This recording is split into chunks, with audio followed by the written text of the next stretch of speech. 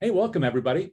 This is Jay Frost speaking to you from the Philanthropy Mastermind series. So happy to have you back. This series is brought to you by DonorSearch. This is the only commercial you'll hear from them, and it's just coming from my heart, which is to say that DonorSearch has been underwriting the opportunity for me to sit here and talk with people like our guest today for now back to 2016. And that means that, of course, we can just have the opportunity to learn a lot from colleagues, friends, thought leaders in the field of fundraising and philanthropy. And it also means that they just give us the platform to talk about whatever they want to talk about. So I'm so grateful to DonorSearch for providing that platform. And while we don't talk about their services here, I know that you probably care about your donors, or else you wouldn't be in this field, that they're really material to you. We're going to be talking a lot about that today when we talk about the subject of prospect research. One of the tool sets that you may want to look at if you care about knowing about those folks is available to you through DonorSearch. So after you're done today, if you want to just toggle on over to donorsearch.net, check out what they have to offer, maybe even test their services. I'm sure they'd love that. I would personally appreciate that as well. But most importantly, I wanted to thank them for continuing to provide this platform for non-commercial conversations with thought leaders for all this time. We're really, truly grateful to them. Additionally, there are two ways that you can participate today. So after I do a little bit of an introduction and pass the baton to our presenter, I want to make sure that you can participate, even though we cannot see you or hear you. So those two ways you'll see at the bottom of your screen, of course, are chat and Q&A. And the way we'd like to use those today is to use chat as a way for you to just first start by telling us that you're here. Our presenter would love to know that. So you can just say hi, maybe give us your name, or actually I think your name will appear, and then tell us maybe what organization you're from or where you live, whatever you feel like saying, just to let us know that you're here, maybe let others know that you're here with us too. Then if you want to talk amongst yourselves during the presentation, feel free. But if you have a question, I really want to encourage you to put that in the Q&A. So that way we can store them all up like nuts for squirrels in the winter, and then provide those to our presenter at the conclusion of her presentation so she can take on those questions one at a time. If we don't get through all of them, I'll make sure to forward them on to her. So if you'd like to engage in conversation afterwards, if she's amenable to that, we can do that too. But anyway, let's get the show underway. I want to thank you for being here. And now it's time to welcome Emily Marcos-Antolmi, our presenter today. So nice to see you, Emily. Thank you so much for being here. Thanks, Jay. Happy to be here. Now, if you don't know Emily, I'm going to just share a little bit of her bio here, but you may know her already, perhaps on Twitter, where I follow her, and I hope you will too. And then also her work throughout the whole world of prospect research, where she's heavily involved in APRA, among other things. Emily has worked in prospect development for nearly 15 years.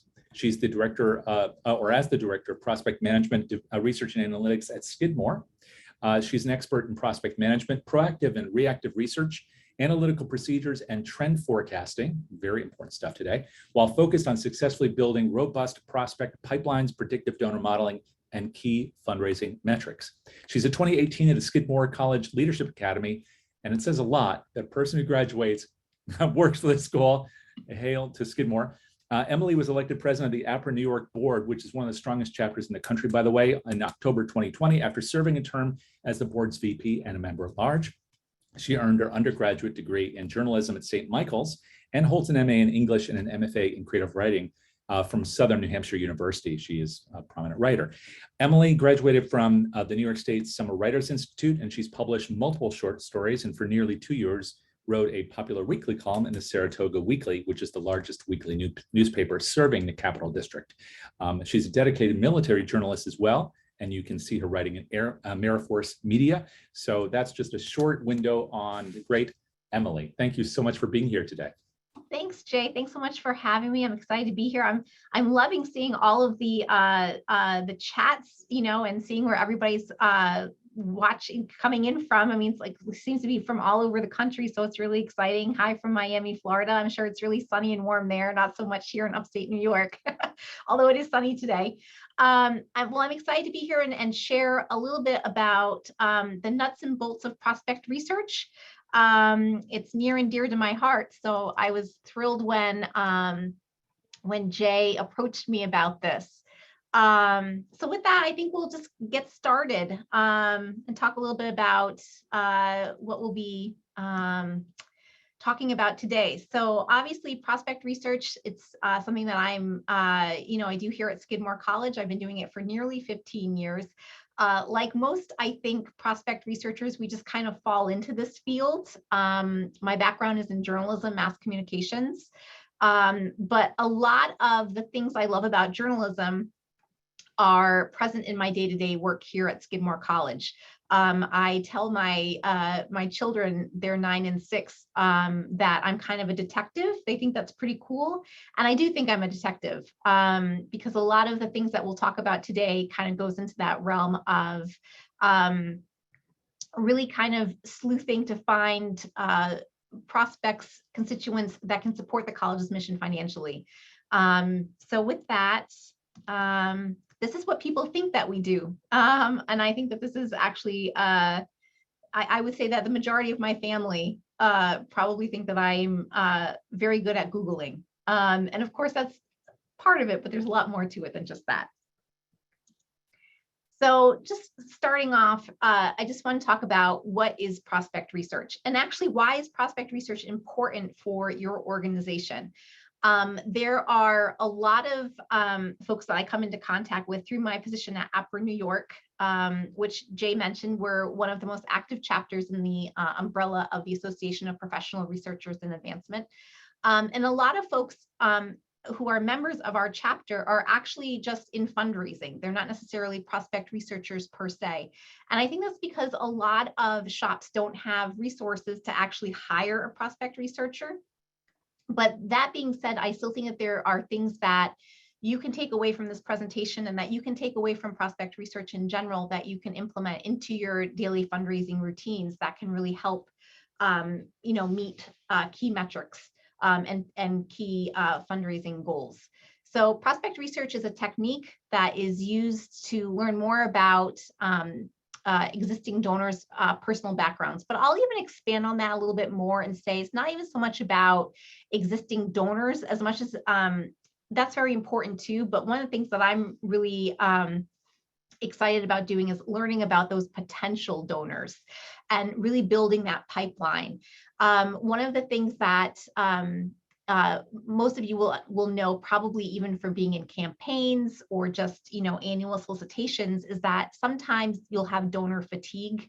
And so as that potential donor, building that pipeline, which is really important. And doing that, we dive into that constituent's personal background. I don't want to make it sound creepy. It's not creepy. It's all public information, but we're really just trying to build a profile, and we use things like giving histories, wealth indicators, philanthropic motivations. You're really trying to find the capacity and the warmth towards your organization. Sometimes that's easier said than done, especially when you're trying to target those potential donors, because you're trying to find what makes them tick. You're trying to find that passion, and prospect research kind of does that. We're able to put that together by putting together their entire profile.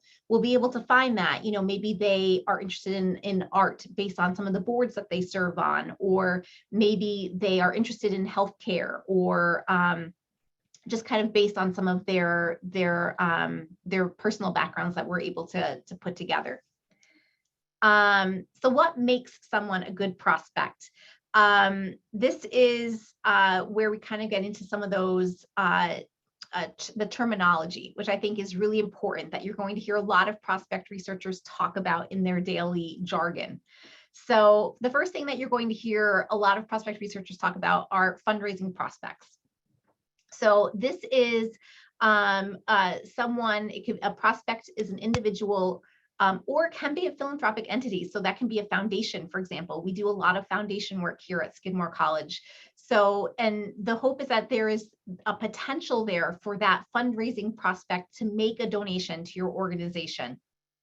And so, as I mentioned before, this could be a new prospect or someone who's already established in your organization, who has made donations in the past. The issue, well, I'll say that the end goal here is to really make that robust pipeline. So you're trying to identify fundraising prospects. And my first tip would be to really just kind of think about them as an annual fund prospect. later on in this deck, I'll talk a little bit about how Skidmore College rates our potential prospects. But I will say for us at Skidmore, the majority of our most philanthropic donors started through the Skidmore Fund, which is our annual fund, and went up the ranks through major gifts and principal gifts. It's very rare, I'll say, for a prospect to just jump to a principal gift level. You really kind of have to roll up your sleeves and do the work to get them there. So other things that you've heard me mention already in that slide about what is prospect research is me talking a lot about philanthropic markers. I mentioned this a lot to my gift officers. So philanthropic markers are those charitable inclinations, and it helps us predict the likelihood that a prospect is going to be making a donation. So you'll hear us talk a lot about the past giving to either to your organization or to other organizations. If they're showing philanthropic behavior outside of your organization, they're showing behavior of being charitable. So really what you need to do is just kind of move that compass a little bit, so that way you will then become part of their charitable conversations. We don't necessarily want you to poach from other organizations. You just want them to kind of start to bring you into that circle that they have. The other thing that I've mentioned prior to this point too is the idea of, are they involved somewhere else? So if they're involved as a board member or a trustee at another organization, for example, like in healthcare, if they're on the local hospital board or a local art board, that shows inclination of what is important to them per se. So we fold that into our overall profile of a constituent who may be a fundraising prospect. So again, this is just an kind of a chart kind of showing what, again, what those philanthropic markers kind of look like to show that likelihood of a prospect making a donation. You really are trying to determine what that affinity is to your organization. Even if they're not quite warm to your organization quite yet, you can kind of use that trend analysis and figure out if you can somehow make them come into your organization as a prospect, as a fundraising prospect. Something else that I talk a lot about, especially with my gift officers again, is when I mention wealth indicators. So it's like a philanthropic marker. This is something that prospect researchers use a lot in for their screenings. A wealth indicator is really looking at engaging a prospect's financial capacity to make a donation, where this is not what we use for forecasting charitable inclinations. That's what our philanthropic markers are for. This one, we are really diving into, for instance, real estate, stock holdings, business affiliations, foundations would be in here. This is tangible information that we can pull together to kind of give a giving capacity score. And we'll talk about that a little bit later in the presentation. But what I wanted to mention real quick is how when you're gauging financial capacity, again, it's not a perfect science. And we are only pulling information that is really public information. But some things to note. With real estate ownership, prospects who own 2 million plus in real estate are 17 times more likely to make a charitable contribution. Stock holdings and FEC holdings and filings, for example, if they are political donors and they've given $2,500 or more to political campaigns in his or her lifetime, they are 15 times more likely to give a charitable donation than someone who is not. So we take all that with a grain of salt, but when we're building profiles for potential prospects, that all goes into play. Again, they're showing, for example, with prospects of political contributions, they're showing that philanthropic capacity, but they're also showing what they're passionate about. People will give to, like Act Blue or PACs or even, political candidates that they are, there's something about whatever it is that they're giving to that typically will say, I'm passionate about this to some degree. So we pull that into the overall profile.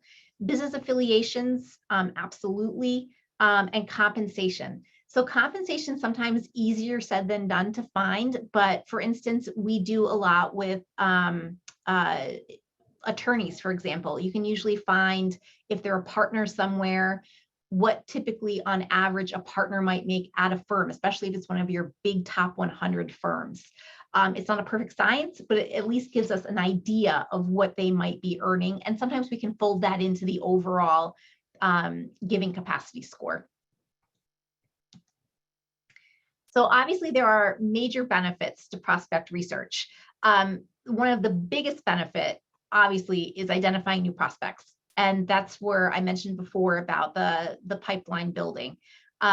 It's really important that you are building your pipeline because of that donor fatigue, especially because especially our high net worth donors are being pulled in a million different directions, especially in times like this between Ukraine and Planned Parenthood. And there's a lot of different things that they're being pulled into. And unless you're Mackenzie Scott that has billions and billions of dollars, you know, I do think that it's beneficial for the identification of new prospects. So prospect research uncovers valuable personal and professional connections. And that is key sometimes for facilitations of introductions. I'll mention this later on, but it's really important that you lean on your board, for example, to do some of that peer-to-peer outreach. Another benefit is obviously finding major gift prospects among your current donor pool. If you have someone that's already giving to your organization, then they're already, there's something about your organization that they're already engaged with. So now the key is trying to find within your donor pool already, are there folks that are not giving at their giving potential? And I'll probably say yes to every time to that. And that's why prospect research is so important, because when you're already looking at your pool of donors, there are a lot of hidden gems already in there. And then it's also, like I said before, but I'll mention it again, it's also really important to search inward and among your donor pool, especially when you're screening for major gift prospects. You're not necessarily, as I mentioned before, you're not going to get a lot of those bluebirds where they just, you know, have been kind of flying under the radar, have not been giving to your organization, and then all of a sudden out of the blue, they're going to give you a couple $1 million. It happens, but it doesn't happen very often. So you really need to lean into your donor pool to find those major gift prospects. So how do you do it? So there's manual screening. So we do this a lot at Skidmore. We'll get requests from our leadership, let's say about athletics. And so we will go through a donor list and by hand and find some names of folks that we think could be the seed, you know, donors for an initiative. It works. It's not always perfect, but that's, again, usually leaning into your prospects that are already donors. Wealth screenings. This is something that we've done at Skidmore College a couple of times in my tenure. Most recently, we actually did so with DonorSearch. It's when they take a large group of records. We did almost 30,000. We send it to an outside vendor. In this case, it was DonorSearch, and the data is returned segmented by wealthiest and most capable donors. Then it's up to prospect research to go through and really validate that information and prioritize those donors by who we think could make the biggest impact, and then put them into the pools of our gift officers, and then they go out and go from there. Peer screening, this is what I mentioned before. This is when you're either going to ask an engaged donor, or in some cases your board, to rate their peers for capacity and engagement. We actually had one of our gift officers yesterday. He's planning a trip to Miami. And we gave him the name of a prospect, and he reached out, and that prospect was more than happy to meet with him, and then gave him the name of a friend of his who is also a Skidmore graduate, and he claims makes more money than him, and so said, to our gift officer, call him. I'm sure he would be happy to meet with you. And he did, and he got the meeting. So sometimes peer-to-peer is always an interesting way to go, but sometimes it really does work out. So data mining, this is when you're sorting information using your CRM to identify patterns. We do this a lot with, and thanks to our superb data analyst. She is great at pulling information from our CRM and really trying to dive into that data and find, especially based on certain initiatives that we might be raising money for, like entrepreneurship or athletics or scholarship and financial aid. She's great at really leaning into that data and analyzing it in a way that she can find patterns that can help us build donor pyramids. There's the targeted list. This is when you're identifying potential prospects for, again, a specific initiative. This kind of goes hand in hand with the manual screening. I wanted to also, again, mention DonorSearch. That's a tool that we are very happy and fortunate to use here at Skidmore. We use it not only for a wealth screening, but we also use it to build smaller lists. And we also use it to do one-off capacity searches. So we're very pleased with that. Again, when you go to a peer screening for like your board, so you're looking for your high net worth individuals that the board might be also familiar with, you can also do that with engaged alumni as well. So as an example of what I just mentioned with our gift officer going to Miami, that would kind of fall into that realm as well. 2 years ago at Skidmore, we also did a list of our top capacity donors and shared that list with our board, just to see if there was anybody in that list, again, peer-to-peer screening, to see if there was any additional introductions that could be done. And I'll say that for the most part, that worked out fairly well. It did open the door for at least a couple of high-level, high-net-worth constituents. So I would say that that's not a bad thing to do every so often. And then, of course, there's a demonstrated giving, right? So you look at lifetime giving, last gift date, and also field of specialization. So, for instance, we have done kind of a targeted list recently of lifetime giving, last gift, and for field of specialization, we looked into our finance, our constituencies that works in finance. And so we're just kind of from time to time building pools like that, especially so that we can target those for specific initiatives. As I mentioned, we use DonorSearch. We also use iWave. They are two outside vendors that we are very pleased with. So it's one way that we can identify patterns of philanthropy. They use an algorithm which is very similar to what we use internally to determine giving capacity. And so I'll say that we were very pleased with our most recent wealth screening that was returned to us. So if your organization doesn't have prospect research, for example, and you're in need of some of that prospect research work, I would say using an outside vendor like DonorSearch or an iWave would be beneficial because it's a quick way to segment your potential donors, especially if you don't have prospect researchers in-house.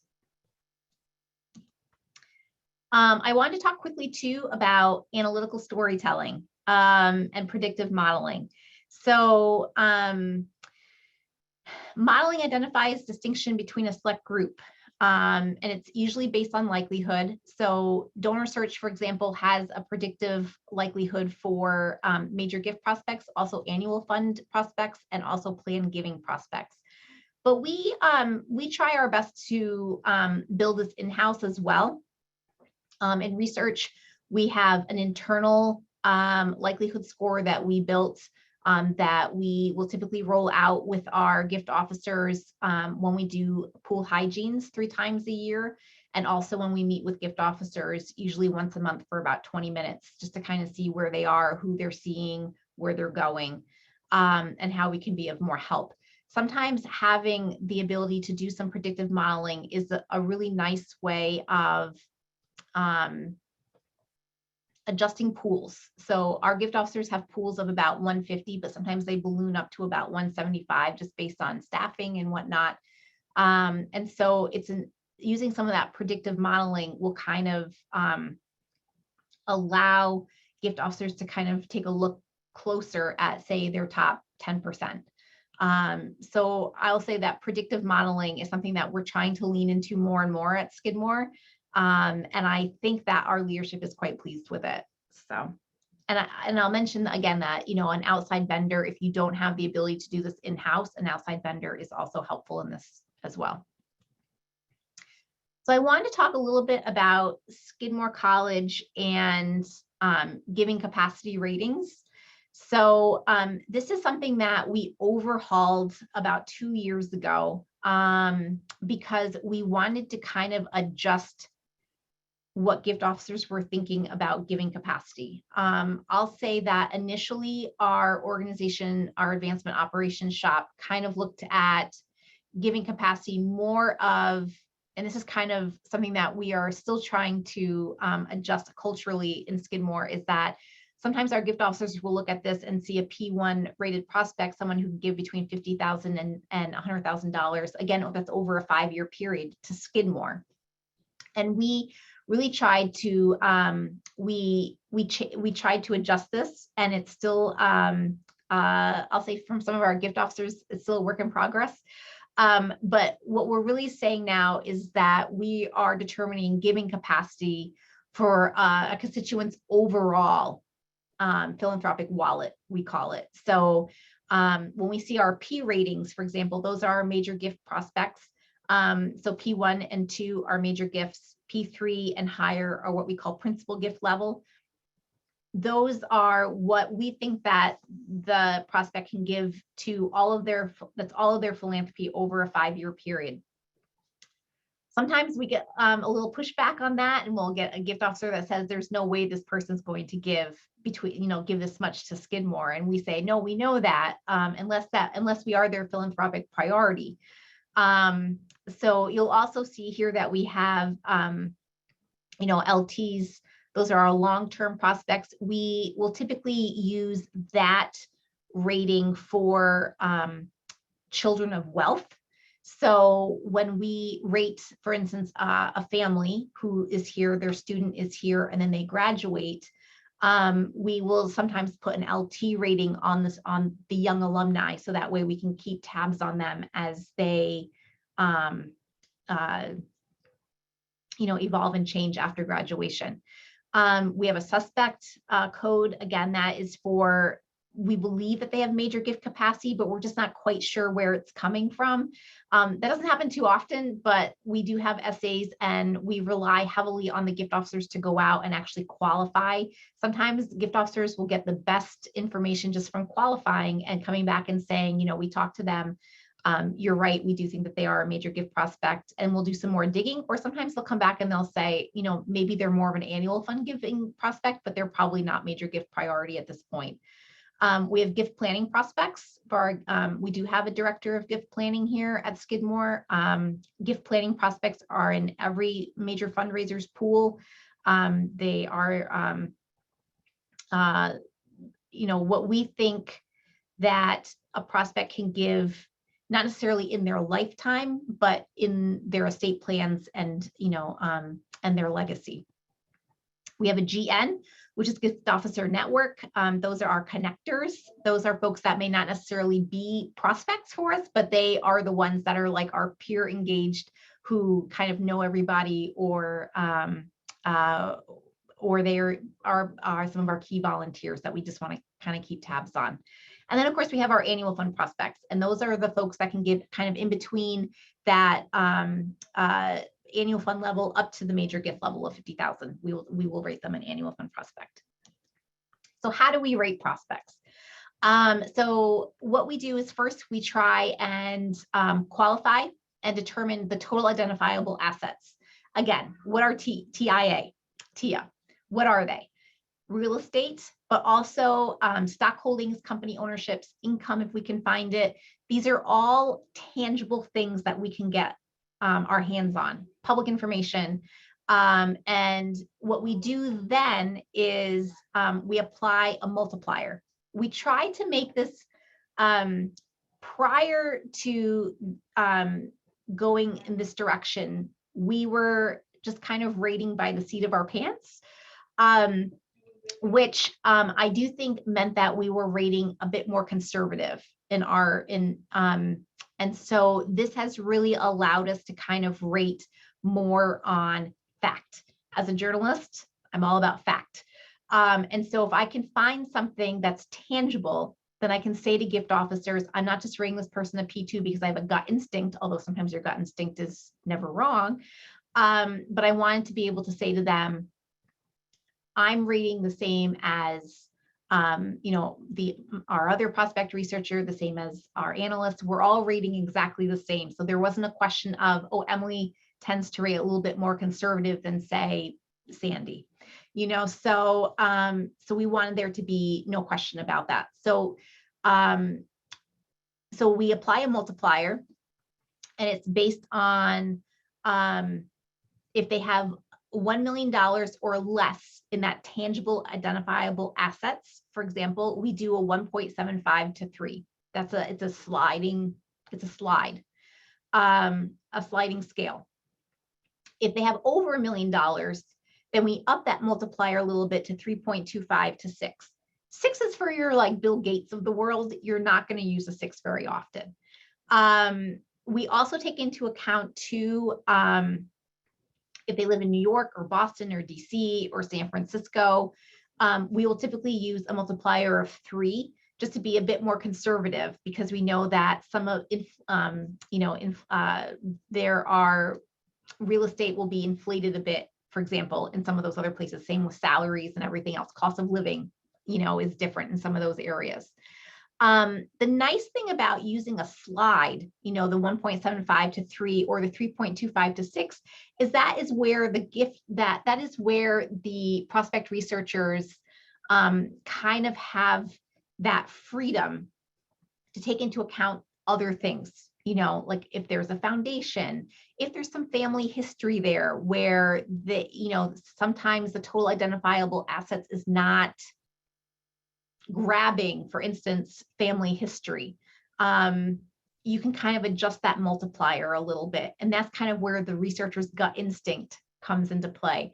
I do say that a lot of this job is gut instinct, but at least now we have a way of really showing gift officers how we are coming up with our gift, our giving capacity scores, and it leaves less room for question of how we're getting there. So this is an example of, we have an alum, class of 72, who might also be a parent of an 01, rated what we would say is our P5. And again, our P5 is anyone that we think can give between $1 million and $5 million overall to all of their philanthropic priorities over a 5-year period. So in this case, you'll see some, we looked into, we have real estate, right? Their primary home is in Connecticut. I like to have a source for everything. That goes back to my journalism days. I want to be able to attribute where I get my information from. I don't want anybody to come to me and say, well, where did you get the SEC holdings for the husband? Where did you find that? And then have a blank, because you go through so many records a day and I don't remember, where I found that from. So at least I can say, oh, I found that in DonorSearch. Same thing for like income. So sometimes DonorSearch will give you an income range. I always use the low end of that range. Again, I try and teeter towards a bit more conservative. But this is an example of how we calculate what the algorithm is for us to come up with that 4.7 over 5 years. Again, we use that slide. So in this case, we used a slide of 3.25, which is the low end. Again, we know that based on the Association of Professional Researchers, which is our kind of governing body, that high net worth individuals spend 5% of their income on charitable giving about. So that is why we choose to do 5% of their overall total identifiable wealth.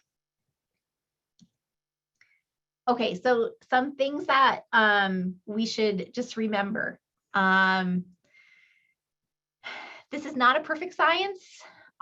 There will be times when ratings may not jive, giving capacity ratings. Sometimes there will be more information that we find that, for instance, using LexisNexis or something else that, it's just giving capacity is not perfect, but we do the best that we can, and researchers will do the best that they can.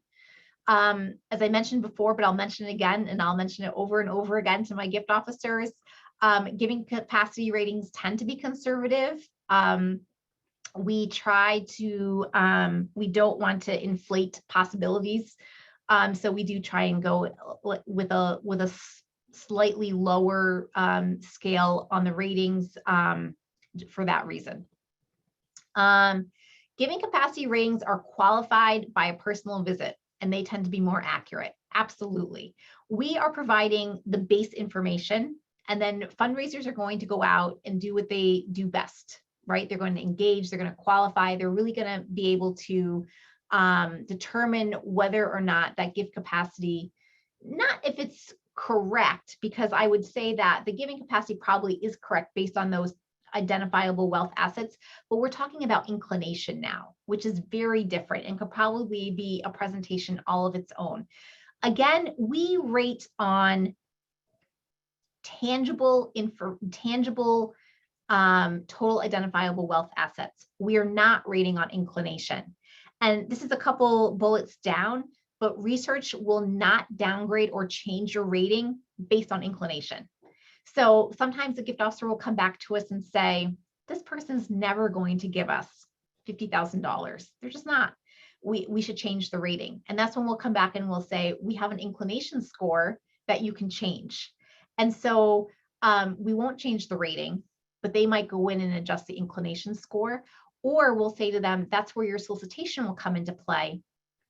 If your solicitation that you're asking for that person is, $25,000, then that's what their inclination to give to Skidmore is. It doesn't impact what their giving capacity score is, because that's their overall philanthropic capacity over a 5-year period.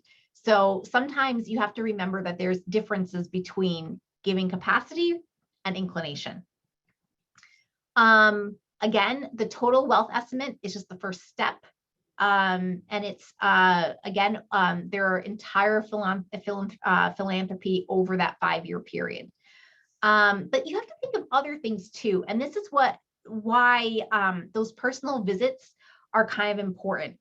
So obviously there's giving history, and we can use our CRMs for that. Has the individual already made their big gift? Well, that's where conversations and qualifying comes into play. If they've already given their major gift and we're just stewarding at this point, then their rating obviously stays the same, because we know that they have that total wealth estimate is correct. But again, that inclination changes. Another question that kind of comes out organically in a visit between a gift officer and a fundraising prospect is, where are we in their philanthropic interests, right? So if they come in, we need to find out if we are their primary philanthropic interest, and that's great. If we're not, where are we in their ladder, so to speak? What rung are we on? What is happening in their life? This is very important too. And again, this is not necessarily captured in our sliding scale. If a spouse is ill, for example, we might decide to put that prospect on hold, which is a stage that we do have. If they have multiple children in college, that might be another reason why they might say, I'm not able to give at that level right now. So there are different things that are happening in a prospect's life that will impact their inclination to give to us, but it's not going to impact what their giving capacity is. So here are some common tools that we use at Skidmore College. It's not an exhaustive, it's not everything, but it is some things that we use. We do use LexisNexis for professional developers. We do use DonorSearch and iWave. And then I mentioned here some of the great things that both DonorSearch and iWave pull in to into their platforms. We also use Foundation Directory, but we also use GuideStar. I should have mentioned that too. We do use GuideStar. Zillow, Manta is great if you're looking for small businesses. LinkedIn, SCE filings, and then also Glassdoor is great for salaries. And just to close up, I always think that this is kind of funny. About what prospect researchers, what my friends think I do, what my mom thinks I do. Fundraisers absolutely think that we're like sorcerers. In fact, we do have, we had a gift officer for that many years. He would email us and say, "Dear sorcerers, I have a question for you," because he thinks that we're magical. My kids definitely would think I'm way cooler, probably if I was part of the Scooby-Doo team. I do think that what we do is actually very cool and maybe a little Mission Impossible-y.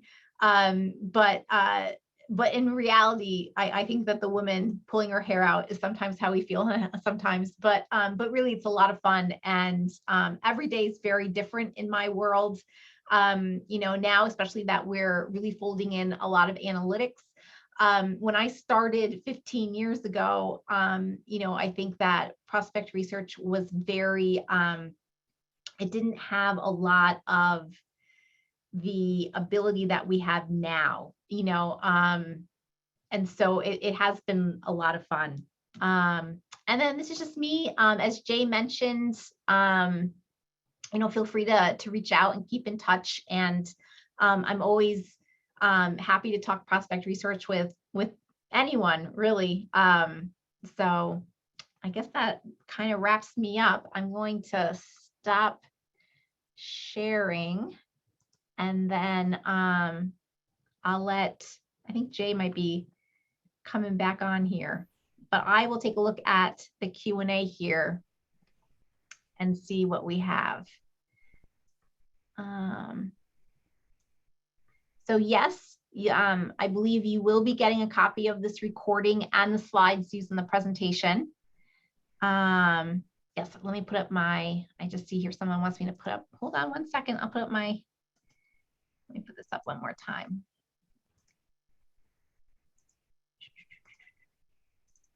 Yeah, there's my contact information there. Does this mean that you would first see if they are charitable, then look at their indicators of wealth? Yes and no, Julie. So this means that obviously, if they are philanthropic going out of the gate, then that's always something that will be an indicator for us, potentially, that they will be a good fundraising prospect for us. But that doesn't necessarily mean that they are going to be important, I'll say, or more important than someone that doesn't have a philanthropic behavior. I'll say that our young alums, for example, may not have obviously that philanthropic behavior embedded in them. And so sometimes I think a lot of our gift officers use their role as almost a philanthropic advisor. And I'll say that some of our gift officers will tout themselves as being philanthropic advisors to some of our bigger prospects. So I wouldn't first look to see if they are charitable. I think that that's an added bonus, but I don't think it's necessarily something that I would use as a yay or nay of whether or not I would continue or not looking into that person. Let me just see. Appreciate if you would read the questions out loud. Okay, you got it. I will definitely read the questions out loud first. So just so everybody knows, that particular question was, does this mean that you would first see if they are charitable, then look at their indicators of wealth, if they are charitable, to see how important a prospect they are? And again, no. So if they are popping as a high net worth individual, we may still push that person to a fundraiser's portfolio qualify that person. You have to remember too that a lot of high net worth individuals are very savvy with their giving. They may actually give through a donor advised fund or a foundation. So we don't necessarily just use that as a make or break. Okay, let me just go back up here and see if I'm missing anything else. Oh, hey, Jay. Hello, I didn't mean to disappear on you. My laptop crashed, but That's okay. I have been listening as you've been answering questions, and I do want to reconfirm what you said, Emily, which is that yes, there's a recording of this that we would like to place on YouTube, along with all the others in the library of content of the DonorSearch YouTube library. So if anybody would like to see this afterwards or share it with their colleagues, please just go to YouTube and look for DonorSearch, where you'll find it in the Mastermind series right there. And as far as the slide deck is concerned, Emily, I don't know if that's something you're willing to share or not, but if so. Absolutely. Yeah, no, I said that before, that I'm happy to share slides. That's fine.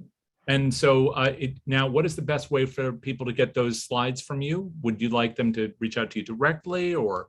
It doesn't, yeah, if they would like to reach out directly, they can certainly do that. Or I didn't know, Jay, if you were going to send out like a post webinar. I believe we can do that. So if that's your preference, we're certainly happy to do it. So we'll send out the slide deck afterwards. And I know that'll be helpful to people because you've got some, that grid in particular. I know that's the thing I focused on, so maybe others too. And it looks like that's what people want. So yes, Jackie, we will try to do that. Sorry to interrupt. Were you going through the questions and comments right now? I was looking through the queue. It says here Q&A on the top of my screen. So I was looking through that. And then there was a question in the chat. So I just answered Julie's question in the chat. Okay. But I haven't started to go through the Q&A yet. So I don't, other than, the question about if we were going to get the recordings and the slides out to everybody. Yes.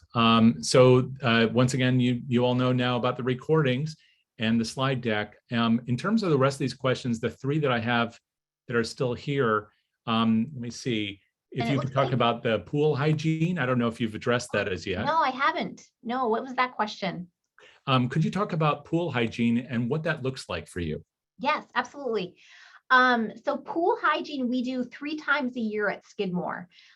We have our big hygiene review in August, where we take a really deep dive look at what prospects are currently in the pool. For a gift officer, we do hygiene reviews for every major gift fundraiser. I'll say from the Skidmore, and we actually include Skidmore Fund in that as well. So anybody who's a fundraiser who has and carries a prospect pool, we do a hygiene review. Usually we take a look in August at those key metrics. So we'll take a look at what the percentage of donors in the pool were for the past fiscal year. We'll take a look at contacts, right? How many people were actually visited? How many people were actually contacted? Meaningful contacts, though. We'll also take a look at solicitations. How many solicitations were actually closed? We will take a look at things like giving capacity scores, how many, just to kind of get a demographics of what that gift officer, what that pool actually looks like. Sometimes this will also result in us, we will often pull in like the DonorSearch capacity scores, for example, to kind of see if what our ratings are in line with what the DS tiers. So DS tiers, we look a lot at that DS1-1, which again, I know some of you may not be DonorSearch clients, and I know Jay mentioned that at the beginning, if you're interested in taking a look at it, we use the DS tiers quite a bit, which kind of indicate for us that they're either a very high net worth individual and or they are very philanthropic outside of your organization, which is a really quick way for us to kind of look at pools and see if we have folks in there that are not necessarily philanthropic to us at Skidmore, but they're showing that philanthropy outside, which means that we just have to determine where we are in their philanthropic priorities. Now, again, if you have a prospect that's already, that you are their philanthropic priority, they may not necessarily pop high on a DS tier, but like I mentioned, none of this is a perfect science, but it's one way that we can actually do our work. We will also do a similar hygiene review in January. Again, we do that across the board for all of our fundraisers from Skidmore Fund up through principal gifts. It's a little bit more scaled back than what our August review is. We might just kind of look more closely at contacts, meaningful contacts. Are you contacting the right people? We might talk a little bit about what the events might be, which seems to be more engaging for people in your pool. We might take a look at upcoming trips and kind of determine where the forecast might be for the gift officer for the remainder of the fiscal year travel. And then usually right around now, in March and April, we'll connect with each of our gift officers just to kind of see what they need from prospect research in that last push of the fiscal year, if there's anything that they need from us. Our gift officers are finally hitting the road again, which is great after the pandemic. So we are actually doing a lot of prospecting right now in San Francisco and Miami and Philadelphia, and areas where our gift officers are going. And of course, they reach out to their anchor visits first, but we try and build around those anchor visits with some prospects that need some qualification. Qualification is actually one of our key metrics at Skidmore, in addition to visit goals. So, and that's something that has been implemented only within the last couple of years. So right now, I feel like our gift officers are really very open to doing a lot of that qualifying work. So 3 times a year, we do hygiene reviews. Big one in August, slightly smaller one in January, and then we do that smaller version in March and April. Oh, Jay, I can't hear you. You're muted. I don't know if this question was one you addressed while I was thrown off into the nether regions of the internet, but Julie had asked about whether the first step was the one or the other. Did you already talk about that? Yes, we talked about that one. Okay, good. And then Celeste is asking about visit goals and qualifications, what your metrics are there. So visit goals are a little bit different between Skidmore Fund, major gifts, and principal gifts. So the goal for Skidmore Fund, for example, our Skidmore Fund has smaller pools, right? So as I mentioned before, our principal gift officers have about anywhere between 75 and 100 prospects in their pool. And their goal is usually about 50, at least for visits, meaningful visits. Our major gift team has between 150 and 175 prospects in the pool. And their goal is about 100 or so. Between 80 and 100 is usually kind of like where they are. And then our Skidmore Fund has we try and keep them around 80 because they're doing a lot of other programmatic things like managing volunteers and reunions and that kind of thing. And so their visit metric is much slower. And the last time I think it was about 30. And then there was the other part about, qualifications. So qualifications is something that's kind of new-ish. And unfortunately, we kind of rolled that out right before the pandemic. So we're just kind of getting that back into the swing of things. But we have allowed, now in this day where Zoom is becoming so much more prevalent, Zoom is allowing the ability for us to do those qualifying visits a little bit easier. So qualifying visits are usually about 25. You're not weighting those differently, are you, Emily? I mean, virtual from in person? No. Okay. That's an important distinction. I know for many people who are trying to make that change from being purely virtual to now being in real life. So no, we haven't. And actually, we are also allowing Zoom visits as counted as a meaningful visit. We're not there. There really hasn't been any discretion. There hasn't been any. A visit is a visit in that case. Right. Now, I know that you're gathering information in a lot of different ways. You've described that throughout the presentation. One of them, of course, is what you get back from development officers as they do their work. Yes. Are you seeing a difference in the information gathered virtually versus in person, up or down either direction? A little bit. It's funny. I think that the virtual conversations, from what I get, even from our events that because we had some pretty successful presidential level gatherings, I'll say, over Zoom. And these gatherings are very small, and very targeted lists of our constituents. And I think they almost get more information out of Zoom than in person. And I don't know if it's because you don't have to go through, you do the pleasantries and stuff, but then you just kind of get right into it. And you almost have more time together over Zoom because you don't have to wait for that person to walk into the coffee shop or account for parking or anything like that might carve into the bit of time that you might have with a prospect. So I almost kind of feel as if people are that, and I think people are just so ready to connect with other people again. I do think that the virtual, something going forward is that we are definitely not going to abandon virtual events and virtual visits, I don't think, going forward, because I think it's just making it much more accessible for our gift officers to reach much more far-flinging places. Right. So, we're able to connect with that, prospect who is in overseas, or in a part of the country that we don't necessarily go to quite a bit. So. And you may have commented on this again when I disappeared, but I was wondering if you've seen a difference either in the tools or maybe even in the sources of information we're looking at as a result of some of the things that have happened during the pandemic. That's 2 years of lots of change financially and maybe even some changes philanthropically, right? We've seen what's happened to the stock market, including that Forbes article that just came out about the loss after this huge gain and the loss associated to the oligarchs. And now, but also just maybe the way people feel differently about their money. Is any of that playing into the research that you and your colleagues do, or how you weight it? Yeah, I think that probably goes into our sliding scale a little bit, but I'll say that for the most part, I kind of feel like folks are being more philanthropic.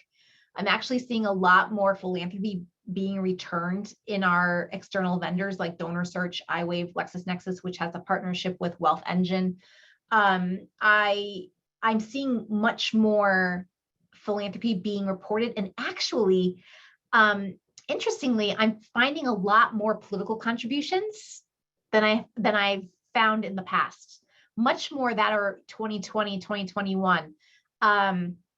So I do think that the state of the world is definitely making, I'll say, the people that have already showed philanthropic behavior continue to be philanthropic, even a little bit more so. The folks that are not quite philanthropic or have not really displayed that same level of philanthropy have slightly become more philanthropic, but are still kind of being very conservative with their money. So I think that our high net worth individuals who are philanthropic out of the gate and have been demonstrated philanthropic out of the gate are kind of upping their game and spreading their money to more than just maybe one or two organizations. They're actually being much more free with where they're donating. Right. Well, priorities probably have changed. It's natural. Yeah. I know that we're coming up exactly on the hour. I am so grateful for all of this and for everybody's questions. That means also that if we haven't gotten to one of your questions, or if your question disappeared with me for a minute and then we couldn't get to it, I hope that you'll feel free to either post those or send them to either Emily or me, and then we can make sure that we have a chance to at least look at those and perhaps respond to you. Emily, I want to thank you not only for all this content, but also for being so exceptionally well balanced as you address vendors, because there are so many that all of us rely on. A DonorSearch that provides this series is just one of many, and we love them, but there are many others. Yes. So I am also grateful for the fact that you've taken that uniformly even touch and addressing that. It's definitely a toolbox of different things, and it's just it's one important piece of our toolbox. Right. Yeah. And so if I know there were a couple questions earlier about can you compare these things, and if we haven't done that, it's also to be fair to everyone, not to take sides on these things. But if you liked what you heard today, and I hope you did, then I hope that first of all you'll let people know about the recording that'll be placed on YouTube, along with all the rest of the Philanthropy Mastermind series. This was a CFRE accredited session, so if you're collecting those credits for your CFRE, make sure you note that. This is a whole bunch of these series that we do, kind of a sub-series for those credits. And also we have a podcast series. So if you want to hear about the lives of the people in our work, many of them, the stories they told for the first time, I hope you'll listen to that series as well. We have a couple things coming up I just want to alert you to quickly. That is new podcast episodes with Brian Lacey, Amy Eisenstein, as well as recent episodes with David Woodruff, who ran that exceptional campaign at MIT, and Armando Zumaya. We also have a session next week with Nancy Reeves. That's Command Performance on the issue of fearless fundraising, the secrets to overcoming your fear of asking for money. That's on Tuesday, April 12th. And the following week with Cherian Koshi and Meena Das. We're going to be talking about the ethics of artificial intelligence in fundraising. So that's a hot topic. We want you to be a part of that conversation. And I'll just mention, Jay, Meena is great. Thank you. Yes, she's yes, and it should be between the two of them. It should be really hot. She did a keynote for us at Afro New York. You guys are in for a treat. She's great. So I want to thank all of them for participating. Thank all of you for hanging out with us. And if you have ideas for future sessions, just let us know. Okay, you can either go to DonorSearch at DonorSearch.net. You can find out about all the sessions there. Give me your email address if you want to get announcements. Look online and check us out on Twitter if you want to see there. You can follow me, or you can just send me a note. My email address at DonorSearch is Jay, J-A-Y, at DonorSearch.net. Otherwise, just take care of yourselves. Have a great rest of the week and stay healthy out there. And we'll look forward to seeing you next time. Again, our thanks to Emily. Take care, everybody. Thanks, everyone.